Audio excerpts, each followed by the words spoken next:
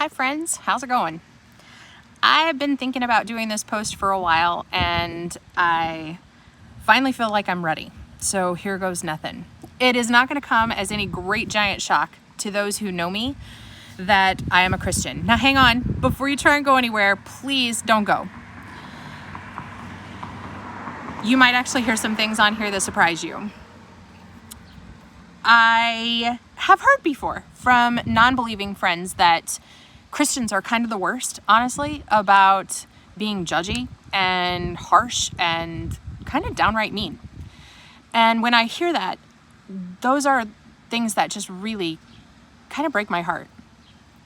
And it's always so much easier to combat those things in person and let them know that no, there are definitely those of us out here who really believe in Jesus' commandment to love other people and show them that there is a generous, loving side to Christianity, and it's not all about pointing out other people's sins, because honestly, I don't feel like that's my job. I think there's somebody far more qualified to do that than I am. I'm usually able to share my love for Jesus in person, but because of all of the COVID-19 things and the quarantine, it's gotten a lot harder to do that. And so I feel like doing something online was important, especially in light of the fact that a lot of the things you see online are the more negative aspects of Christianity, frankly. Some of the things I've seen just recently as examples. Let me read these to you. I wanted to throat punch the people without masks at the store. Wake up.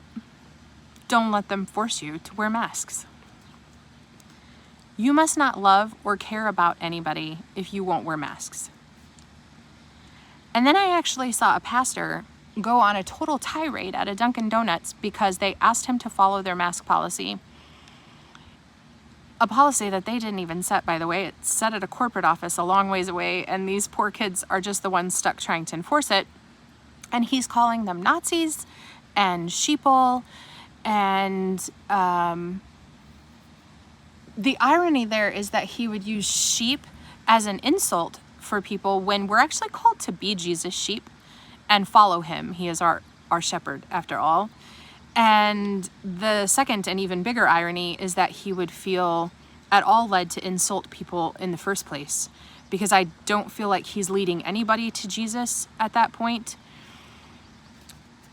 I think if I weren't already a follower, the question I had to ask myself is, would these examples of Christianity be leading me to a life with Jesus, or would they be chasing me away? And I would probably be running away from it pretty fast if I didn't have that knowledge and that foundation. And that's devastating to me. So I thought it was important that I get on here and let you know that we're not all that way, and that's not what Christianity is about. And that some of us who really want to show the love of Jesus and take it to heart that our main job is to lead other people to him need to be a little bit louder than the loud people who are out there online right now.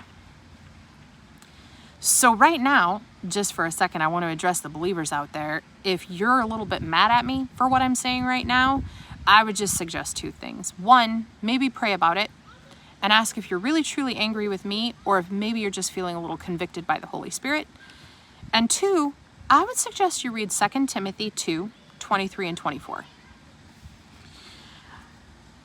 Also, I'm not a Christian just for what it does for me.